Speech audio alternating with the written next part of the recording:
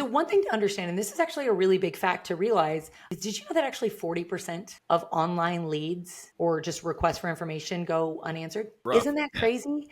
Yeah. 40%. That's huge. You're not going to talk someone in to buying or selling if they don't want to.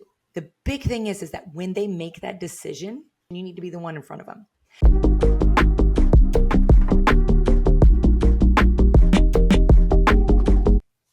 Emily, thank you for joining me for our Thought Leader Spotlight series. I'm your host over here, Matt Camp, head of partnerships at DealMachine. And on these, we really like to shine an industry spotlight on experts like yourself, hear your inspiring stories and how you see the real estate world evolving. So really excited to welcome on Emily Terrell today. I know you're an agent and investor. You've got about a decade of experience in the real estate space.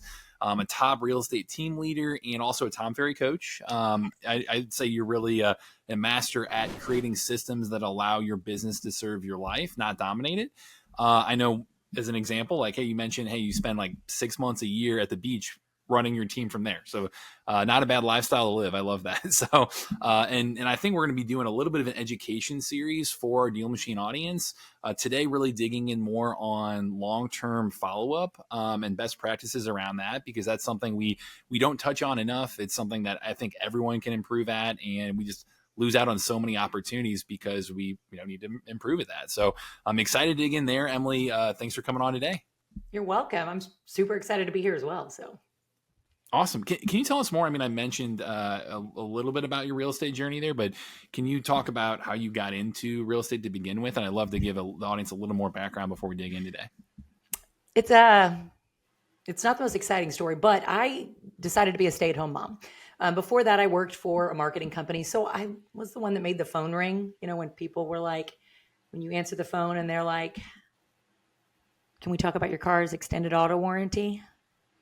I actually made the phone ring.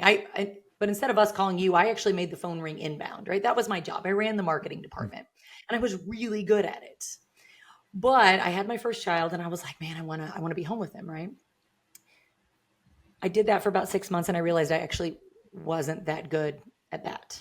I had this, this mom guilt that most people don't realize is going to happen, where I felt guilty that I wasn't contributing financially to my marriage. So I was like, you know what? I got to do something. So I was like, oh, I sold a house one time. We sold our personal house. I can do real estate. It looks so easy. So I got my real estate license, which, by the way, does not prepare you in any way, shape, or form to sell real estate. And then I kind of jumped in. I was unusually successful when I started. And I say that because I fully understand how successful I was compared to a lot of agents and investors when they start getting in the real estate space. I hit large numbers right away from the beginning.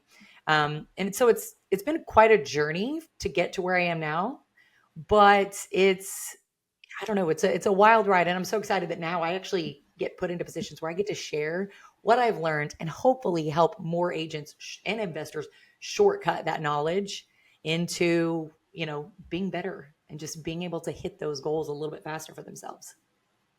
Yeah, it's inspiring to hear. I know we've got quite a few people that would fall into that bucket as well. I'm looking to kind of make that life change. I mean, for that fast start, is there anything you can really contribute or attribute to that, or any advice there of how people can just hit the ground running? Or I'd love to hear your perspective on that.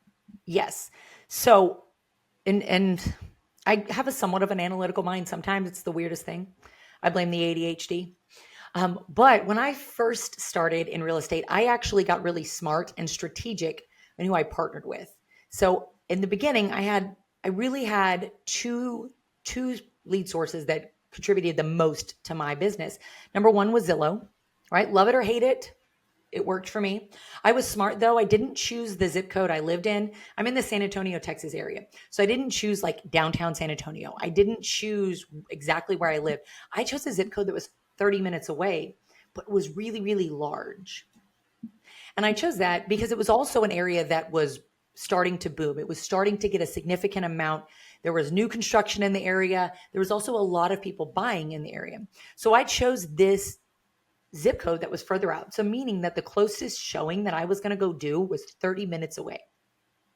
Now, part of that, there were two parts, because there's always two parts to Zillow, right? There's the stuff that happens immediately. Mm-hmm. I can't tell you how many times in those first 2 years where somebody would call me or I would get a Zillow lead and they would say, hey, we're ready to buy. And I would literally drive to the house and I would write the offer sitting at the kitchen table at the one house that they saw. Right? So many times I would have that one setting. So that's the first part, right? It was that speed to lead. Now it's a little bit different now of how you can do that, but it was that speed to lead. The other part, and this was the part that I struggled with the most, was the long-term follow-up, learning that if somebody doesn't buy right away, they're going to take 12, 18 months to purchase. So it's having to stay top of mind in that time. Because what I don't want them to do is go that 12 months and then hit the Zillow button again and I don't get it. Now, the other part that I got was actually investors. I started really early on working with investors. So I started going to meetups. I started building relationships with investors so that I could not only help them buy houses, help them list houses, partner with them, and just really starting to build those relationships really early. But for the sake of this, Zillow was it was by far bigger than investors, but that really kicked me off to long-term growth where I am now. Nice. Okay. And I do know we're going to do a future topic on investors and agents, how to work together, how to do both personally. Like I love that, nice little teaser there. But for this one, you touch on the long-term follow-up. Like that's something that I know, DealMachine, we're a great lead generation tool, both for investors and agents. We have plenty of people using us for that, but it's easy to kind of have that shorter term mindset and establish contact with somebody, have a great conversation. They say, yeah, I'm going to sell in someday or 12 months or 6 months or, like you said, 12 to 18 months, is expected. How, can you kind of start digging into the playbook a little bit here on how to think about long-term lead nurture, how to stay top of mind, how to stay organized? Like I love if you can kind of break down that advice for our audience here. Absolutely. So one thing to understand, and this is actually a really big fact to realize, is did you know that actually 40% of online leads or just requests for information go unanswered? I believe it. Yeah. Isn't that crazy? That's rough. Isn't that crazy? 40%. That's huge. They spend But so much to even get those leads. Yeah, it's crazy. I know Yeah. somebody else is going to. But Tom Ferry, because I coach for Tom, right? Tom says this thing, and I think it's brilliant, but he says that you're not going to talk someone in to buying or selling if they don't want to, right? Like I'm not going to wear someone down if they don't want to sell their house. Doesn't matter if it's for my investment purposes or it's for real estate. I'm not going to wear them down if they don't want to. The big thing is that when they make that decision, you need to be the one in front of them. And it's kind of funny. So I saw this Instagram story the other day. And it was really funny. It was a reel, and it said that, and it's the same thing, right? It said that men will marry the person that's in front of them when they're ready to get married. Think about it this way: like any female, hopefully maybe there's a female, and even guys, you could think about this. How many guys they date someone long term, right? 5, 10 years, they break up, and then all of a sudden, the next person they date for 3 months is the person they marry. Right? It happens all the time. And it's the same exact concept, right? It's just people in general. When they're ready to buy, when somebody's ready to buy or sell, they're going to choose the person that's in front of them. Now, what's important for real estate agents is we don't typically stay in front of them for that long. So how do we do that? For one, identifying and putting them in your CRM is a really good start. I actually looked the other day, and it's only like 32% of agents actually use CRMs, but I say it's even less than that of people that use them effectively. Believe that. I mean, think about it. 32% is not a lot of agents. And that's, that's I would guess investors are in a similar bucket as well in terms of probably. Yeah. Probably. When I say agents, I bet the same things apply to investors and also outside of this country too, right? Canada has almost has almost the exact same stats as the United States on a lot of things as far as usability and stuff like that. But so in saying that, starting with your CRM, now here's the question I always get is, what if I don't have a CRM, or what if I can't afford a CRM? Guess what works? An Excel spreadsheet. Because the biggest thing is everybody always thinks, okay, now I'm going to start a drip campaign. Well, what's the problem with drip campaigns? Like true drip campaigns that you just put it on, you forget about it and leave it alone, right? It's a crutch. Because in your mind, you're thinking, well, I did the minimum. I put them on a drip. I did everything that I could. It's kind of like people that work out. like they work out all the time, but then they eat like crap. Have you thought about that? It doesn't Yeah, actually it's work. interesting. You're not going to Right. lose Yeah. weight if you don't Yep. eat better, right? Hmm. Same thing. So if you put someone on a drip and you think they're good because I put them on this drip of, you know, not great emails. No, don't get me wrong. Emails still work, but customize emails where you're showing people that you really want to work with them, right? They're showing that you actually know who they are, that you remember them, that you care about them, right? Setting up that type of content. Now, how do we do that? How do we set someone up in your CRM or an Excel spreadsheet? Doesn't matter, for success, right? The first thing and the most important thing, there are really two things. Number one is understanding, how long someone's going to be, right? And so you can put them into categories of like A, B, and C. And how you think about that of who your A people, who your B people, and who your C people is like this. If you're going into a grocery store and you see someone and you give them a hug, they're your A's, right? They're like that top of mind for you. If you see them and you shake their hand and you're like, hey, it's me, Emily, they're probably your B's. If you walk by them and you kind of look at them and you're like, maybe I know that person, or you're like, you walk by them and you don't at all, there's no recognition, they're a C, right? And the cool thing is your A people, you're going to have that long term, really, committed conversations with them. B people, they're your biggest opportunity because they don't necessarily trust you yet. And then your C people, they are, if you happen to get them into the B or the C, or the A or the B, I'm so sorry, you happen Right. to convert them over. Now, that's the first step, right? Is really organizing who the people are. Think about it as hot, warm, and cold leads almost, right? Second is going to be tags. Now, why are tags are important? Because it helps you organize how you can communicate with people. Now, think about what your tags are going to be, right? Number one is how you met the person. Did you meet them at an open house? Did they call a bandit sign? Did you happen to do driving for dollars and see a house and then got into communication with them, right? How did you actually meet them? Have they referred to you before? Are they a referring person or not a referring person, right? Because either way, whether you're an investor or an agent, people are going to refer to you if they know, like, and trust you. Characteristics of their house. Is it a 1-story? Is it a 2-story? Does it have a pool? Is it on 1 acre? Does it have a lot of land, which, in Texas, I consider a lot of land, like 100 acres, but for everybody else, that may be 5 acres, right? Does it need improvements? Is it a tear down? Does it have an ideal location, right? Those characteristics. Now, if you're a real estate agent and maybe they're somebody that you're hoping will sell and buy, what are characteristics do they want? Do they want a pool? Do they want land? Now, in addition to that, you could put stuff like the areas they want to be in, right? Maybe the area they live in and the area they want to be. Why do you put both of those?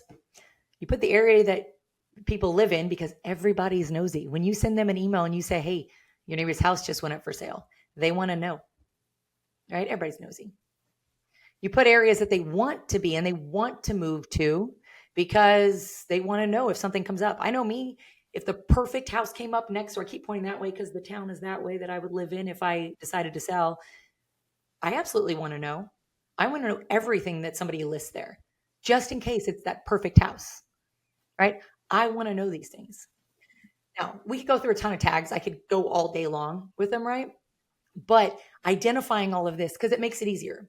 Because think about it this way.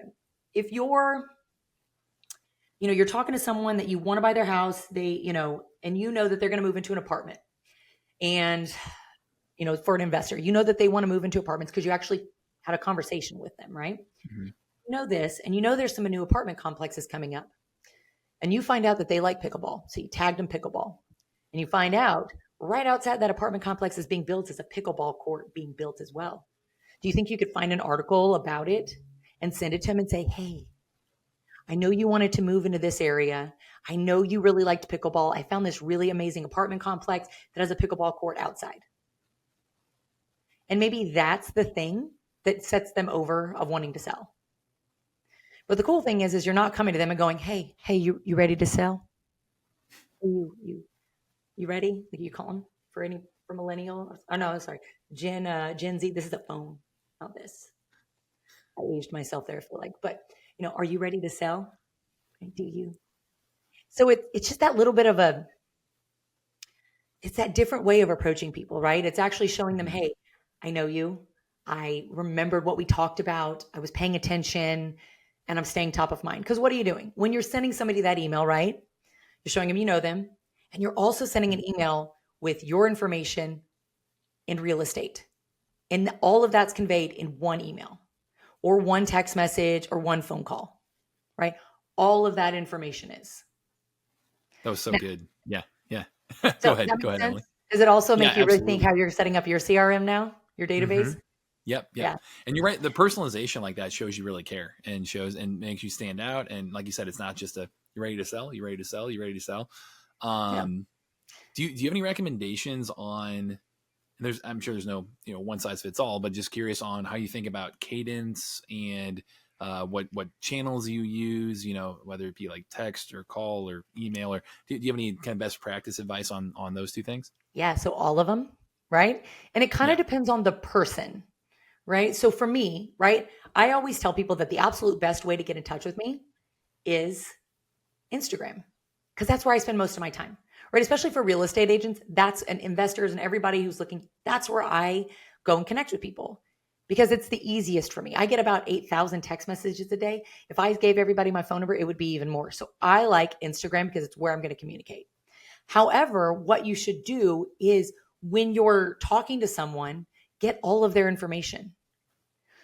Start with all of the channels. So, for example, right, we're going to use expireds as an example because I feel like expireds work really well for investors as well as real estate agents, right? If you find a house didn't go on the market, investors, if you find out it needs some work, that could be a great avenue to reach out to. For real estate agents, expireds and canceled are also an amazing way to do long term follow up. But when it comes to expireds, for example, I set up in my CRM, a couple of things happen. On the very first day, I send them a text message and I send them an email. Some people respond via text, some people respond via email. The second day, we call. The reason that I set up cadence specifically for expireds that way is because on the first day, everyone calls. People get 100 phone calls. Whether it's real estate agents, investors, they get 100 phone calls. So you're going to be one of 100 instead of, just one. Mhm. So instead of doing that, we just call the second day when like 20 people call. So we go in, we set that up. We do the text message, we do the email. Some people respond via text, some people respond via email. Then depending on the lead source, right? And depending on what information they tell you, then you can follow up depending on the cadence. So expireds, for example, we'll continue on that. We usually communicate to them once a day for the first 10 days. Then after that, we move to once a week for about a month. And then after that, we go every 2 weeks. And we do that for about 3 more months. And then from there, it's once a month communication, really for like 2 years until they tell us to go away, which actually, by the way, is not as often as you think, right? So Mhm. we have long term follow up for people for years. Now, it does go a combination of phone calls, text messages, and emails, depending on where the person responds the most. And a lot of the ways I set up with our CRM is it's just reminders. Hey, I need to today. You need to message Matt. Mhm. So then I'll go back and I'm like, oh, this is where Matt communicates with me the best. Okay, great. Now, I will tell you, when I first started and I used to work expireds a lot, like I used to work them all the time, they were really great for me. I used to text because not that many people text. Now everybody texts. So you know what's actually working the best is phone calls again. Phone calls right Believe it. now are the most Mhm. effective. Yeah, So I definitely believe it. Mhm. yeah. And I'll give you this advice. When you reach out to someone, because remember, it's about relationships, right? Everything is about relationships. People want to feel heard, they want to be loved. But I also start off, as a real estate agent, I always start off with, hey Matt, are you interviewing agents to get your home relisted? And the reason I always start that way as an agent is because unless I specifically have a buyer, which just for the record, I have actually had buyers who all of a sudden want to buy the house that just came off the market. And guess who I call? I call the agent that had it listed. Mhm. I don't call the homeowner directly. I call the agent because they're going to be the most likely to get in touch with that person. Makes sense. Then, but I do that. And then I also, unless I'm calling as an investor. Now, if I call as an investor, I'm going to call a little bit differently. I'm going to call and be open and say, hey, I'm an investor. I'm interested in buying your house. Can we schedule a time for me to come by? And then they'll tell me yes or no. Right. But I like to be upfront, because if I say, hey, I've got a buyer, can we come preview your home? And I don't actually have a buyer, and I show up by myself and I magically have listing documents, what happens? We start off their relationship on an untruth. Now, there are people that will argue and they'll say, well, there are buyers somewhere. Well, yeah, but you didn't say that. You didn't say I'm coming to preview on behalf of all buyers. You said I have a buyer. And that's not necessarily an accurate statement unless you do. So I like to always start with that really specific question. And what I have found is that people are very receptive to that. They are receptive to getting information from me. They are receptive to that. Now, of course, my question for real estate agent, it's either going to be a yes or a no, right? And even investors, it's either going to be a yes or a no. But here's the cool thing is when they say no, they're not saying no and they're not opting out. They're just saying no to my question. So it allows me to do follow-up questions. It allows me to get them into other tools such as, HomeBot, or setting them up for postcards on DealMachine or something like that, where I can continue to follow up. I can ask them, hey, well, would you mind, or would you like to be set up to get your home valuation once a month? It's not going to be me bugging you. I'll set up a computer and a robot to email you. And they're like, perfect. Or how about, I just send you periodic information in the mail. Would that be okay? And they say yes. And so then I can go and click the button and have postcards sent out once a month, or whatever cadence I choose to send them postcards. And I can pair that with the phone calls, text messages, and emails I'm still going to send them. But it doesn't stop them. I mean, it doesn't. Now, don't get me wrong. I do get flick offs, right? I do get that response sometimes, but not very often. The great thing is you know what happens when people call me? Do you want to know the first? And it's really funny because I always tell people this is not the reason why you should be hired as an agent, but you want to know, what do you think people say to me whenever they call me? They say, you were so nice. I called you because you were nice. And I'm like, cool. I just sent you a few text messages and emails like I did. I wasn't in, they didn't feel like I was in their face because I varied the way I was communicating. I wasn't calling them every single day. I was calling them every third day. So they thought I was nice. And they called me, which is funny because it's the opposite of what I tell people they should be hired for. But hey, it works. It works. Yeah, Emily, this is fantastic. I really, really appreciate you breaking down, making this so actionable. Again, it's something that we see so many people do a great job of, that initial outreach, establish contact, really, use DealMachine as a lead gen tool for that. But then that long-term nurture is something that takes discipline, it takes structure, it takes you putting these systems and processes in place to be really intentional to actually be effective at this. So I really appreciate you breaking this down quickly today. I know we could dig into this, and we will. I know we've got some follow-up, interviews in a series that we can do with you here. But what's the best way for people to get in touch with you? You said it's Instagram as well. I'd love for people to have you as a resource to be able to work with directly as well. Absolutely. Yeah. Instagram, just look up Coach Emily Terrell. I have another Instagram that's just me kind of complaining about my kids all the time. It's not that one. Look for the one that says Coach Emily Terrell. It's going to be the best place for you to be able to get in contact with me and then follow. I put a ton of content out.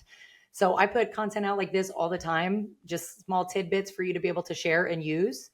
So definitely reach out that way, and I'd be more than happy to chat with you and help you set up what you need to for long-term follow-up. Fantastic. Well, Emily, really appreciate you coming on, sharing your knowledge today. We'll be doing this again soon, but thank you for being a resource for the community. Really appreciate it. You're welcome. All right, to everyone out there, happy deal finding, and go out there and keep us posted on what else you would like us to cover in this series. I know we've got a couple of topics lined up, but Emily, see you again soon. Thanks.